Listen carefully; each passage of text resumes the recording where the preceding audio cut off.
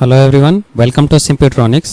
Computer fundamental के series में मैं आज डिस्कस करने वाला हूँ generation of computer. Last video मेरा जो था इस पे, उसमें मैंने हिस्ट्री ऑफ कंप्यूटर के बारे में बताया था। उसमें मैंने लास्ट में ये मैंने डिस्कस किया था कि हिस्ट्री ऑफ कंप्यूटर के बाद जनरेशन शुरू हो जाता, कंप्यूटर कैसे कैसे इवॉल्व हुआ, उस इवॉल्वमेंट को हम आज डिस्कस कर रहे हैं जनरेशन ऑफ कंप्यूटर के बारे में। मैं इसके बारे में डिस्कस करूं उससे पहले मैं आपसे बोलना चाहूंगा, चैनल को सब्सक्राइब कीजिए और वीडियो लास्ट तक देखिए। अच्छा लगे तो लाइक कीजिए और शेयर करना मत भूलिए। अब आगे बढ़ते हैं।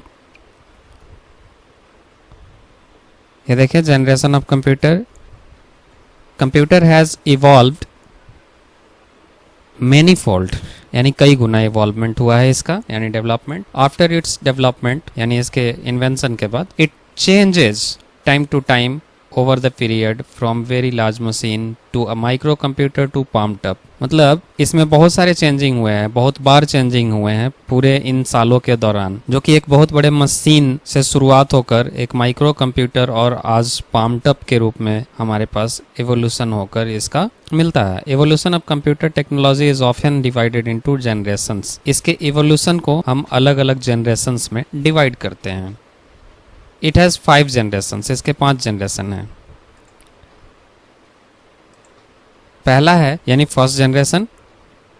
इसका पीरियड माना जाता है 1946 से 1955 का। वो इसलिए क्योंकि इस पीरियड के दौरान यूएस में इसको इस्तेमाल करना शुरू कर दिया गया था। इसका मेन कंपोनेंट इस टाइम वैक्यूम ट्यूब था और मेमोरी इसकी मैग्नेटिक ड्रम या मैग्नेटिक टेप जो थे उसको यूज करते थे।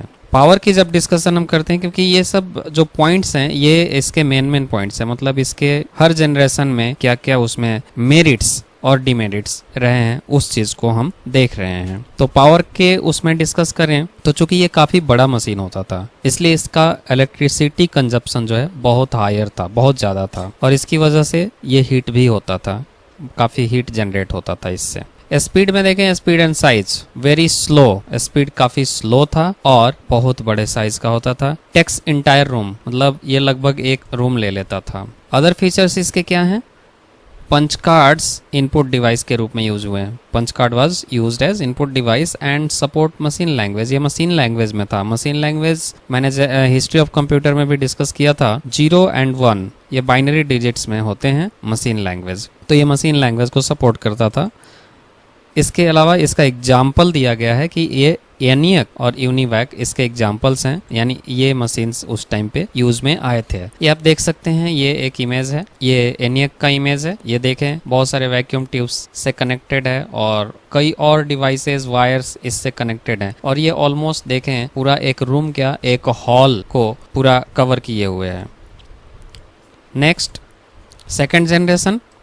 इस सेकंड जनरेशन का पीरियड माना जाता है 1956 से 65 का, और ये पीरियड्स में कुछ डिस्प्यूट्स हो सकते हैं, क्योंकि कुछ पीरियड्स हर मतलब 10 इयर्स का वो जो होता है 80s 90s ऐसे करके वो लेते हैं। बट एक्चुअली जहाँ से फर्स्ट कंप्यूटर की शुरुआत होती है, यूज में आता है, वहीं से 10 इयर्स के डिवीजन हम लेके चलते हैं। तो पहले 1946 में स्टार्ट हुआ था, तो वहीं से 10 इयर्स का हमने वो करके चला है। इस पीरियड में यानी सेकेंड जनरेशन में ट्रांजिस्टर को मेन कंपोनेंट के रूप में यूज किया गया, यानी बहुत सारे हजारों वैक्यूम ट्यूब की जगह कुछ ट्रांजिस्टर्स लगाए गए। इससे क्या हुआ, साइज छोटा हो गया, और इसमें मेमोरी, मैग्नेटिक टेप और डिस्क को यूज किया गया, जो कि पिछले जनरेशन में भी था। और पावर के ये पावर थोड़ा कम कंज्यूम करने लगा, जो कि फर्स्ट जनरेशन के अपेक्षा कम था। ऐसा नहीं है कि बिल्कुल ही कम हो गया, फर्स्ट जनरेशन के अपेक्षा कम पावर यूज होने लगा, और इसकी वजह से हीट भी कम होता था। और इसका मेन रीजन था कि इसका मेन कंपोनेंट जो था वो चेंज हो गया। वैक्यूम ट्यूब्स काफी लगे होते थे, तो उनको पावर भी ज्यादा चाहिए था और हीट भी वो जनरेट करते थे। ट्रांजिस्टर कम पावर भी लिया और हीट भी कम हुआ। इसके बाद स्पीड एंड साइज की बात करते हैं, तो ये पहले जनरेशन के जो कंप्यूटर है, लिखा है improved speed and reliability and smaller in size in comparison with the first generation computer. First generation के कंप्यूटर के अपेक्षा इसकी स्पीड और रिलायबिलिटी बढ़ गई और साइज भी छोटा हो गया। अदर फीचर्स में क्या क्या है? पंच कार्ड, जैसा पिछले जनरेशन में था, इनपुट डिवाइस के रूप में यूज हुआ और असेंबली लैंग्वेज सपोर्ट किया। अब पिछले जनरेशन में ये था कि मशीन लैंग्वेज सपोर्ट कर रहा था, इस जनरेशन में डेवलप होके ये असेंबली लैंग्वेज सपोर्ट करने लगा, यानी कि ये सिर्फ बाइनरी तक सीमित नहीं है, बाइनरी के अलावा कुछ कोड्स भी इसमें इस्तेमाल होने लगे। इसके एग्जांपल्स हैं, यानी ये मशीन्स इस टाइम पे डेवलप हुए थे। ये देखें, उसका एक आपको मशीन का इमेज दिखाया जा रहा है। इस तरह का कंप्यूटर उस टाइम पे हुआ, यानी इस पीरियड के अंदर डेवलप हुए, ये सेकेंड जनरेशन में। नेक्स्ट चलते हैं थर्ड जनरेशन। थर्ड जनरेशन का पीरियड 66 से 75 का था। इसमें मेन कंपोनेंट आईसी के रूप में यूज़ किया गया, यानी कि कई सारे ट्रांजिस्टर को रिमूव करने के बाद आईसी उसकी जगह पे इस्तेमाल किया गया, जिससे कि साइज और छोटा हो गया। और इसमें मैग्नेट टेप को अभी भी यूज किया जा रहा है मेमोरी के रूप में। और ये पावर कंज्यूम कम करने लगा, क्योंकि यहाँ पे फिर से वापस टेक्नोलॉजी में चेंज हुआ कि कई ट्रांजिस्टर्स के बजाय हमने आईसी लगा दिए। लेकिन ऐसा नहीं है कि सिर्फ एक आईसी से काम चल जाता, कई सारे आईसी लगाने पड़ते थे, तो इसकी वजह से पावर कम लेने लगा सेकंड जनरेशन की अपेक्षा। Very low power consumption compare to second generation computer. Speed and size की बात करें, इसकी स्पीड इंप्रूव्ड हो गई, साइज भी छोटा हो गया और थोड़ा इफिशिएंट भी हो गया, यानी कि उसका जो रिजल्ट है वो एक्यूरेसी थोड़ी बढ़ गई सेकंड जनरेशन की अपेक्षा।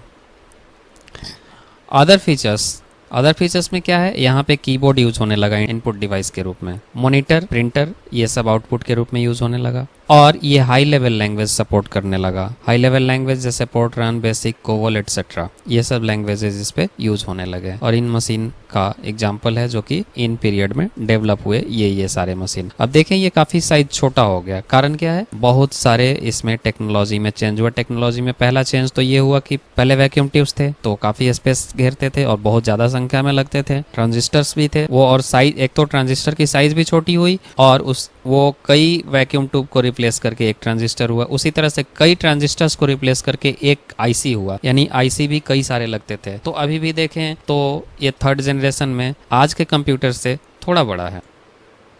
अगला देखते हैं फोर्थ जनरेशन। इसका पीरियड 76 से 85 का माना जाता है। कंपोनेंट इसमें VLSI लगाया गया, यानी very large scale integrated circuit. वही आईसी का ही डेवलप्ड वर्जन हो गया, यानी बहुत सारे आईसीज को हटाकर उसकी जगह लार्ज स्केल आईसी लगाया गया। और बाद में वो आईसी को भी रिप्लेस करके माइक्रो प्रोसेसर लगाया गया। जैसे 86 जनरेशन के प्रोसेसर आ गए कि 86, 286, 486, इस तरह से इनमें चेंजेस हुए माइक्रो प्रोसेसर्स में आईसी को हटाने के बाद। इसके बाद memory, RAM and ROM primary memory के रूप में यूज हुआ और hard disk, floppy disk secondary memory के रूप में यूज हुआ। यानी डेटा स्टोरेज के लिए जो यूजर का डेटा स्टोर होने के लिए था वो हार्ड डिस्क और फ्लॉपी डिस्क। लेकिन ये भी हार्ड डिस्क और फ्लॉपी डिस्क जो उस टाइम पे थे ये काफी छोटे होते थे। छोटे मीन्स की साइज में छोटे नहीं, कैपेसिटी में छोटे। पावर की बात करें तो ये काफी कम लेने लगा compare to the third generation computer. Third generation से भी ये कम लेने लगा, अगर फर्स्ट जनरेशन से कंपेयर करें तो बहुत ही कम हो गया। इसके बाद स्पीड एंड साइज में इम्प्रूव्ड स्पीड, एक्यूरेसी भी इम्प्रूव हो गया और साइज स्मॉल हो गया और भी थर्ड जनरेशन के अपेक्षा। अदर फीचर्स में है कीबोर्ड और पॉइंटिंग डिवाइस भी यूज होने लगे, स्कैनर, ये सब इनपुट डिवाइस में। और ये हाई लेवल लैंग्वेज को सपोर्ट करता था जिसमें कि लाइक पाइथन एंड जावा ये सब डेवलप हुए। इसके बाद इसके और भी एक इम्पॉर्टेंट फीचर है, इट ऑल्सो सपोर्ट्स नेटवर्किंग। ये नेटवर्किंग को भी सपोर्ट करने लगा, यानी कि कंप्यूटर नेटवर्क में, यानी एक तरह से लैन यूज होने लगा। और ये एग्जाम्पल हो गए, यानी ये सब मशीन्स जो हैं इस पीरियड में डेवलप हुए। और ये आप देख सकते हैं इमेज इसका, इस तरह के मशीन, यानी कि पिछले जनरेशन के मशीन से और भी छोटा हो गया। ये देख सकते हैं मॉनिटर भी छोटा हो गया, इसका सीपीयू भी छोटा हो गया, ये कीबोर्ड थोड़े अभी भी बड़े दिख रहे हैं पर ये उससे कंपैरिजन में छोटे हो गए। इसके बाद फिर करते हैं हम बात फिफ्थ जनरेशन, और ये लास्ट जनरेशन है। ये 86 के बाद अब तक यही चलता आ रहा है। और इसमें कंपोनेंट में जो मेन कंपोनेंट था वो है मल्टी कोर प्रोसेसर, यानी प्रोसेसर तो एक ही यूज होता है लेकिन वो मल्टी कोर का हो गया। पेंटियम 1, पेंटियम 2, पेंटियम 3 एंड उसके बाद डेवलप होके अब dual core, quad core, octa core, इस तरह के प्रोसेसर्स हम लगने लगे। यानी कि उसके कोर जो हैं वो बड़े हो गए, यानी ज्यादा हो गए, लेकिन साइज उसके और कॉम्पैक्ट होने लगा, छोटा होने लगा। तो इस तरह से उसकी साइज जो है काफी छोटी हो गई। मेमोरी कह रहा है have a huge storage capacity. आज के कंप्यूटर्स अगर 86 के बाद से अभी तक भी देखे तो काफी कुछ इसमें भी डेवलपमेंट हुआ मेमोरी वगैरह में, क्योंकि इसमें पहले जो आपके पास मेमोरी होती थी वो कोई 10 GB की होती थी, कोई 20 GB की। अब आज के टाइम में आपके टीबी में आ गए, यानी 1 TB 2 TB इस तरह से मेमोरी हो रहे हैं। ये फ्लैश ड्राइव यानी पेन ड्राइव भी यूज होने लगे। DVD CD, DVD की साइज ज्यादा होती है CD की अपेक्षा। SSD अब आज यूज होने लगे अब के कंप्यूटर्स में। तो इस तरह से ये डेवलपमेंट इसमें बहुत कुछ हुआ। पावर ये बहुत ही कम लेने लगा। जैसे आप एक सिंपल बल्ब यूज करते हैं, वो जितना बिजली कंज्यूम करता है उतना ही ये इलेक्ट्रिसिटी कंज्यूम करेगा या करता है। स्पीड और साइज की बात करें तो इसमें बहुत ही ज्यादा इंप्रूवमेंट हुआ और एक्यूरेसी एकदम बिल्कुल सटीक है, रिलायबल भी है और सबसे इम्पोर्टेंट कि पोर्टेबल है। साइज में बहुत ही पोर्टेबल, यानी बहुत ही छोटा हो गया, और पोर्टेबल यानी कि एक जगह से दूसरे जगह ले जाना और आसान हो गया।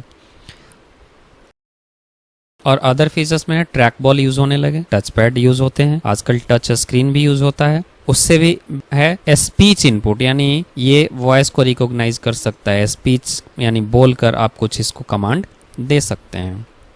इसके बाद अब इंटरनेट भी आप इस कंप्यूटर्स पे यूज होने, यानी 5th जनरेशन के कंप्यूटर्स इंटरनेट को भी सपोर्ट करने लगे। ये कंप्यूटर्स हैं डेस्कटॉप, लैपटॉप, पामटॉप। अब आप देखें इसकी इमेज इस तरह की, यहाँ ये सिर्फ डेस्कटॉप की इमेज है। सब कुछ पहले के कंपैरिजन में काफ़ी छोटे हो गए। मॉनिटर्स भी आप देखे होंगे बहुत बड़े बड़े होते थे, अब ये मॉनिटर आपके पास LED हो गए, यानी बहुत ही पतले मॉनिटर्स यूज होने लगे। माउस भी कॉर्डलेस यूज होने लगा वायर्ड की जगह पे, कीबोर्ड भी कॉर्डलेस यूज होने लगा, और डिवाइसेस और भी काफ़ी छोटे हो गए, डेवलप्ड हो गए, कैपेसिटी बढ़ गया, रिलायबिलिटी बढ़ गई धीरे धीरे इसमें और भी। अब तो ये आपको आर्टिफिशियल इंटेलिजेंस भी सपोर्ट करने वाले कंप्यूटर्स आ चुके हैं। अब हम एक समरी देखते हैं, ये generation summary, generation of computer, generation timeline, main component and other specification. First generation का टाइमलाइन ये रहा 46 से 55 तक। इसमें मेन कंपोनेंट वैक्यूम ट्यूब था। ये बहुत ही स्लो कंप्यूटर्स थे, लार्ज भी साइज थे और एनर्जी बहुत ज्यादा लेता था, पावर ज्यादा लेता था। सेकेंड जनरेशन में 56 से 65 तक के पीरियड को हम मानते हैं। इसमें ट्रांजिस्टर मेन कंपोनेंट में यूज हुआ, स्पीड इंप्रूव हुई और रिलायबिलिटी भी इंप्रूव हुई। इसके बाद थर्ड जनरेशन की बात करें तो 66 से 75 के बीच का है। इसमें IC यूज हुआ मेन कंपोनेंट में और ये काफी छोटा हो गया, ये अब मिनी कंप्यूटर के रूप में भी जाना जाने लगा। इसके बाद फोर्थ जनरेशन की बात करें तो 76 से 85 का पीरियड है और इसमें very large scale integrated circuit, कुछ बाद के पीरियड में माइक्रो प्रोसेसर मेन कंपोनेंट के रूप में यूज होने लगा और ये काफी छोटा यानी smaller, improved accuracy and network connectivity भी ये सपोर्ट करने लगा। फिफ्थ जनरेशन की बात करें तो ये 86 के बाद अब तक के पीरियड को हम फिफ्थ जनरेशन में ही रखते हैं और इसमें मल्टी कोर प्रोसेसर है, मल्टीटास्किंग को ये सपोर्ट करने लगा। पोर्टेबल यानी एक जगह से दूसरे जगह ले जाना आपका आसान हो गया क्योंकि ये स्मॉल साइज है और इसमें कैपेसिटी जो स्टोरेज की होती है, मेमोरी जो होती है वो काफी ज्यादा हो गई और आर्टिफिशियल इंटेलिजेंस और इंटरनेट सपोर्ट करने वाला हो गया। तो ये हो गया आपका जेनरेशन ऑफ कंप्यूटर। आगे के चैप्टर में इसके आगे देखेंगे कंप्यूटर की क्लासिफिकेशंस। आज के लिए इतना ही। Thank you, keep watching.